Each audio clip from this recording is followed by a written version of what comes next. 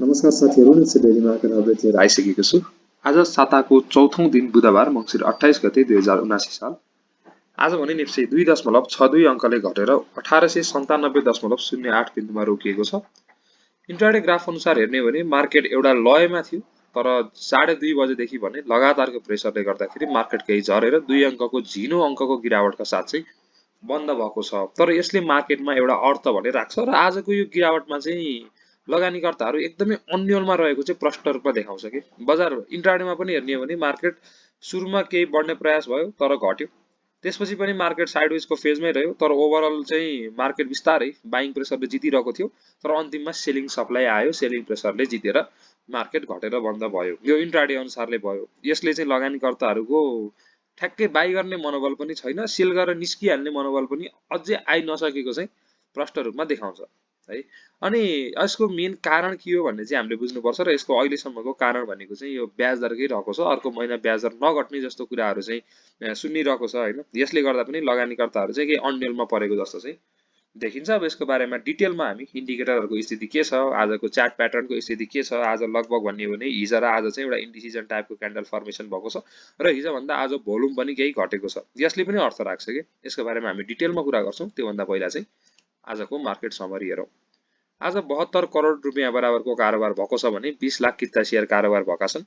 नेप्से 0.14% घट्दाखेरि 81 वटा कम्पनीका लगानीकर्ताले गुमाएका छन्, जसमा 81 वटा कम्पनीका लगानीकर्ताले कमाएका छन्, जसमा CYCL, त्यसैगरी DLBS, RSPL, KLBS, WNLB, MKLB, SGSC यी कम्पनीका लगानीकर्ताले सर्वाधिक कमाएका छन् भने 108 वटा कम्पनीका लगानीकर्ताले गुमाएका छन्, जसमा पनि KLBSL का लगानीकर्ताले सबैभन्दा धेरै 4% गुमाएका छन्। त्यसैगरी AIL, SMFDB, GMFIL, RFPL, KKHC का लगानीकर्ताहरू रहेका छन् र 17 वटा कम्पनीका लगानीकर्ताहरू अनचेन्जमा छन्। AKPL, FMDVL, IGI, MKJC, MSLB, NFS, NICL, PFL, PMSPL, SABSL, त्यसैगरी हाम्रो SBI, STLBSL, Shivam, SMFBS, SPDL, STC र UNSPL।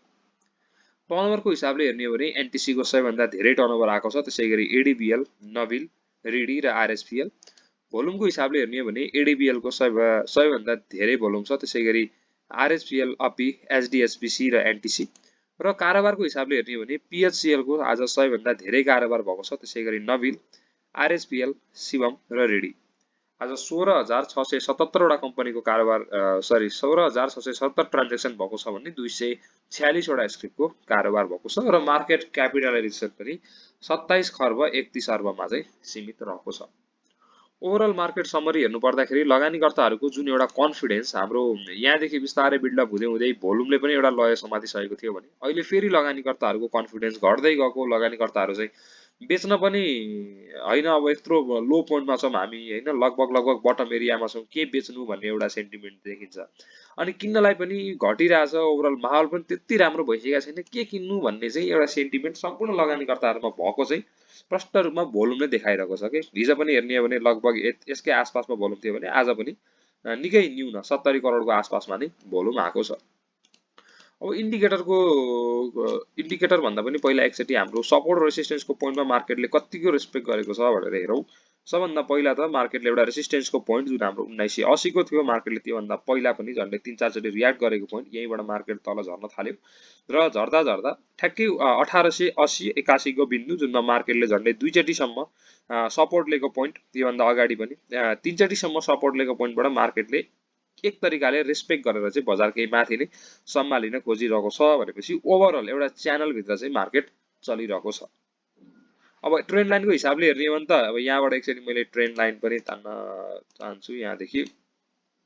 यहाँदेखि एउटा ट्रेन्ड लाइन हाम्रो यसरी यहाँबाट गयो भने एउटा ट्रेन्ड लाइन भन्दा त हामी निकै नै तल छौं। अहिलेको रिसेन्ट ट्रेन्ड लाइन भनेको हाम्रो यो हो हैन एउटा। अनि अर्को यहाँ माथितिरबाट पनि हामी हेर्छौं भने हाम्रो लागि अहिले भनेको चाहिँ ल यहाँबाट गयो भने हामी चाहिँ एउटा ट्रेन्ड लाइन भन्दा निकै तल छौं कि ट्रेन्ड लाइन ब्रेकआउट भएको पनि एउटा लामो टाइम भइसकेको छ। त्यो हिसाबले पनि हेर्ने हो भने मार्केटमा अब ढुक्क भएर बाई गर्ने हैन, ट्रेड गर्नको लागि पनि एक तरिकाले सेक्योर भएर अगाडि बढ्ने भने चाहिँ कमसेकम पनि यो बियरिश मारुबुजुको सबसे टपको पोइन्ट जुन छ 1915 को यतिखेरसम्म चाहिँ हामीलाई कुर्दाखेरि राम्रो हुन्छ एक, र अर्को भनेको चाहिँ 1880 सम्म जुन भन्दा चाहिँ हामी झन्डै 17 अङ्क माथि छौँ कि त 17 अङ्क घटेपछि किन्दाखेरि राम्रो हुन्छ यो एउटा स्ट्रङ सपोर्टको जोनबाट कि त यो बियरिश मारुबुजुको टप पोइन्टको ब्रेकआउट पछि किन्दाखेरि चाहिँ सेक्योर देखिन्छ। अहिले चाहिँ मार्केटमा लगानीकर्ताहरू पनि अन्युअलमा छन्, त्यसैले अहिले चाहिँ वाचिङमा नै बस्नुपर्ने जस्तो स्थिति चाहिँ देखिन्छ ओभरअल प्राइस एक्सनको हिसाबले हेर्नु पर्दाखेरि चाहिँ। अब इन्डिकेटरको स्थिति के छ भनेर हेरौँ। पहिला सबभन्दा पहिला हामी आरएसआई लाई हेरौँ। आरएसआई हेर्ने हो भने आज आरएसआई घटेर भन्दा पनि लगभग साइडवेजमा नै रहेको देख्न सकिन्छ। स्लाइडले एउटा सानो स्लोप मात्र बनेको छ र आरएसआई चाहिँ 43.55 को पोइन्टमा पुगेको छ। आरएसआई को हिसाबले हेर्ने हो भने पनि अहिले चाहिँ वाच गर्दाखेरि नै राम्रो। आरएसआई ले पनि लगभग यो बियरिशको टप जुन बियरिश मारुबुजुको टप छ यो पोइन्टमा जाँदाखेरि आरएसआई पनि लगभग 50-55 को हाराहारीमा पुग्छ र त्यतिखेरको बाई भनेको एक तरिकाले ट्रेडिङको लागि चाहिँ सेक्योर हुन्छ। अहिलेको लागि चाहिँ वाच गर्दाखेरि नै राम्रो छ भनेर आरएसआई ले पनि देखाउँछ। अब एकचोटि मनी फ्लो इन्डेक्स हेरौँ। बजारमा मनी फ्लोको स्थिति के छ भन्ने हो भने मार्केट घट्दा पनि मनी फ्लो चाहिँ बढेको छ है। आज इन्डेक्स त घटेको छ, आरएसआई पनि घटेको छ, भोल्युम पनि घटेको छ, तर एमएफआई भन्ने बढेको छ।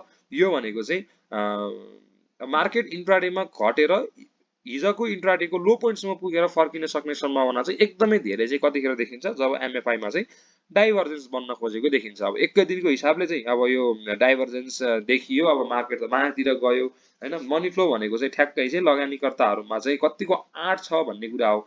भोल्युम अनुसारले त हिजो अस्तिको तुलनामा हेर्ने हो भने त कम छ, तर पनि ओभरअल फ्लो इन्डेक्स अनुसारले हेर्ने हो भने चाहिँ बिस्तारै लगानीकर्ताहरूमा चाहिँ हैन अलिकति घटेको छ, किनि नै हालौँ न त भन्ने खालको एउटा सेन्टिमेन्ट चाहिँ बिल्डअप भएको हो कि भन्ने इन्डिकेसन चाहिँ आएको छ। एक दिन मात्रको हिसाबले चाहिँ हामीले ट्रेड गर्नु हुँदैन। तर यदि भोलि पनि इन्डेक्स घट्दाखेरि एमएफआई बढ्छ, एमएफआईमा डाइभर्जेन्स देखिन्छ, आरएसआई घट्छ, एमएफआईमा डाइभर्जेन्स देखिन्छ भने हामीले चाहिँ एउटा अर्ली एउटा बाई सिग्नलको रूपमा चाहिँ यसलाई पनि लिन सक्छौँ है त। एमएफआई ले चाहिँ अझै भोलिको दिनलाई चाहिँ वाच गर्न खोजेको देखिन्छ। त्यसैगरी अर्को हाम्रो एउटा राम्रो इन्डिकेटर जुन सर्ट टर्म ट्रेडको लागि निकै राम्रो हुन्छ, एउटा अर्ली सिग्नल दिने इन्डिकेटर हुन्छ, त्यो भनेको चाहिँ पाराबोलिक सार हो र यसले पनि हामीलाई चाहिँ अहिले चाहिँ सेल सिग्नल नै दिएको छ। यसको सेल सिग्नल चाहिँ भ्यालिड नै भइरहेको छ है। यो दिनदेखि हामीलाई यो बियरिश मारुबुजु क्यान्डल फर्मेसन भएको दिनदेखि हामीलाई सेल सिग्नल आएको थियो भने अहिलेसम्म पनि हामी सेल सिग्नलमै रहेका छौँ। अब यसको बाई सिग्नल आउन चाहिँ कमसेकम पनि मार्केट 1930-40 को आसपाससम्म चाहिँ पुग्नुपर्छ सबभन्दा अर्ली इन्डिकेटरको बाई सिग्नल आउनको लागि पनि है। अहिले चाहिँ हामी सेलमै रहेका छौँ पाराबोलिक सारको स्थिति पनि। त्यसैगरी एकचोटि एमएसिडी पनि हेरौँ। एमएसिडी हेर्ने हो भने पनि एमएसिडीको आज पनि हिस्टोग्राममा डार्क रेड क्यान्डल फर्मेसन भएको छ भने आज एउटा ख्याल गर्नुपर्ने कुरा भनेको चाहिँ जुन हाम्रो यो एमएसिडी लाइन र सिग्नल लाइन माथि नै बसेका थिए, माथि नै क्रसओभर आएको थियो र यो भन्दा माथि नै यदि अर्को क्रसओभर आएको भए चाहिँ एकदम आक्रामक बाई गर्नुपर्ने हुन्थ्यो, एउटा बुलिस क्यारेक्टरिस्टिक्स हुन्थ्यो। तर अहिले चाहिँ हाम्रो एमआइसिडी लाइन हेर्ने हो भने चाहिँ बिस्तारै तलतिर आइसकेको छ र हिस्टोग्राम भन्दा तल आइसकेको छ। अझै सिग्नल लाइन चाहिँ माथि नै भए पनि अझै तल आइसकेको छ। अब मार्केटमा यो 2 दिनको क्यान्डल हेर्दाखेरि चाहिँ लगानीकर्ताले त्यति बेच्न मन छैन भन्ने देखिरहेको छ हैन। तर अझै पनि अन्यलमा छ। यदि मार्केटमा इन्ट्राडेमै करेक्सन भएर बजार यदि माथि जाने इन्ट्राडेमै यदि बजार फर्किने हो भने चाहिँ एमएसिडी लाइन पनि माथि गएर यदि हिस्टोग्राम भन्दा माथि क्रसओभर हुन्छ भने त्यतिखेर चाहिँ हामीले नडराइकन चाहिँ बाई गर्नुपर्ने चाहिँ हुन्छ है। त्यो भनेको चाहिँ हाम्रो एउटा strong bullish strong bullish signal हुन्छ कि त्यो भनेको। अगाडिको बुलमा हेर्ने हो भने पनि हामीले देख्न सक्छौँ माथि नै क्रस, माथि नै बाई, माथि नै सेल आउँछ कि हिस्टोग्राम भन्दा तल जाँदैन कि बजारै, यही हिस्टोग्राम भन्दा माथिबाटै फेरि आउँछ। जब बियर सुरु भयो त्यसपछि हिस्टोग्रामलाई पनि ब्रेकआउट दिएर बजार तलतिर जान थाल्यो। योभन्दा अगाडि हेर्ने हो भने मार्केटले यो हिस्टोग्रामको लेभल भन्दा माथि नै सेल सिग्नल दिने, यही बाई सिग्नल दिने, फेरि सेल सिग्नल यही, बाई सिग्नल यही हुन्छ है। यो अनुसारले पनि हामीले चाहिँ एमएसिडी र पाराबोलिक सार, आरएसआई, एमएफआई यो सिम्पल इन्डिकेटरहरू छन्। त्यस्तो धेरै टेक्निकल ज्ञान नभएकोहरूले पनि इजिली युज गर्न सक्ने इन्डिकेटरहरू छन् है। यसलाई पनि हामीले चाहिँ युज गर्न सक्छौँ। ल अर्को भनेको चाहिँ हाम्रो इएमए क्रस हुन्छ। इएमए क्रसलाई हेर्ने हो भने पनि इएमए क्रसले पनि सेल सिग्नल दिएको छ र इएमए क्रसको सेल सिग्नललाई चाहिँ हामीले डेथ क्रसओभर भन्छौँ। यसको डेथ क्रसओभर भ्यालिड भएर अगाडि बढिरहेको छ। अब सबैभन्दा पहिला ट्रेड गर्नको लागि पनि हल्का म प्राइस एक्सन भन्दा म इन्डिकेटर हिसाबले ट्रेड गर्छु म अलिकति सेक्योर भएर अगाडि बढ्छु धेरैचोटि फसियो भन्नुहुन्छ भने इएमए क्रसको बाई सिग्नललाई पनि कुर्न सक्नुहुन्छ अथवा इएमए क्रसको क्रसओभरलाई पनि कुर्न सक्नुहुन्छ। तत्काल चाहिँ सेल सिग्नलमा छौँ कमसेकम पनि यसले पनि बाई सिग्नल दिनको लागि हाम्रो यही 1930-35 अथवा 40 को बिन्दुसम्म चाहिँ पुग्नुपर्ने देखिन्छ। त्यतिखेरसम्म चाहिँ हामीले कुर्नुपर्ने देखियो इन्डिकेटर हिसाबले र प्राइस एक्सन हिसाबले। एउटा सर्ट टर्म ट्रेडको लागि बाई गर्ने हो भने 1880 सम्म मार्केट घट्यो भने अझै 17 अङ्क घट्यो भने हामीले त्यहाँ पनि बाई पोजिसन चाहिँ लिन सक्छौँ। त अरु अब थुप्रै इन्डिकेटर हेर्ने हो भने लगभग सबै जसोको सेल सिग्नल आएको छ भने कुनैको सेल सिग्नल दिने एकदमै तर्करमा रहेका छन् र सेल सिग्नल दिइसकेकाहरूको बाई सिग्नलको पोइन्ट भनेको पनि लगभग 1950 को पोइन्ट रहेको छ।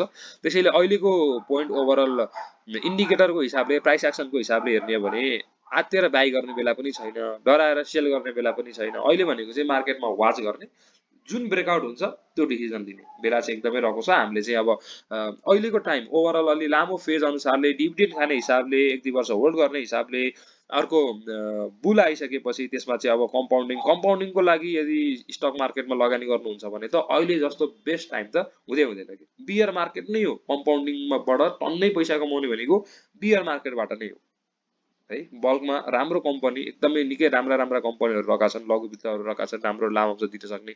अहिले बियरमा लाभांश खाने, बुलमा अब एक त डिभिडेन्डले गर्दाखेरि पनि हाम्रो स्टक बढिरहेको हुन्छ हैन, स्क्रिप पनि बढिरहेको हुन्छ, एक त त्यो पनि भयो। अनि अर्को भनेको चाहिँ प्राइस पनि झन्डै डबल त भइदिन्छ बुलमा गर्दाखेरि। डबल फाइदा चाहिँ हामीलाई बुलमा हुन्छ कि अहिले किनेको स्टकको मेन। अहिले यही रेजिस्टेन्समा प्रफिट बुक गर्नु भन्दा पनि केही समय कुरेर चाहिँ हामीले सेल गर्यो भने एकदमै राम्रो हुन्छ। अलिकति लङ टर्म गर्ने हो भने, सर्ट टर्म गर्ने हो भने चाहिँ अहिले चाहिँ वाच गर्दाखेरि नै ठिक छ। ल आजको भिडियो चाहिँ यति नै गरौँ। यस्तै शेयर सम्बन्धी जानकारी, आइपिओ, एफपिओ र डिटेल्स जानकारी पाउनको लागि हाम्रो च्यानललाई सब्स्क्राइब गरी बेल आइकन प्रेस गर्न नबिर्सनु होला। आजको भिडियो यति नै गरौँ। धन्यवाद।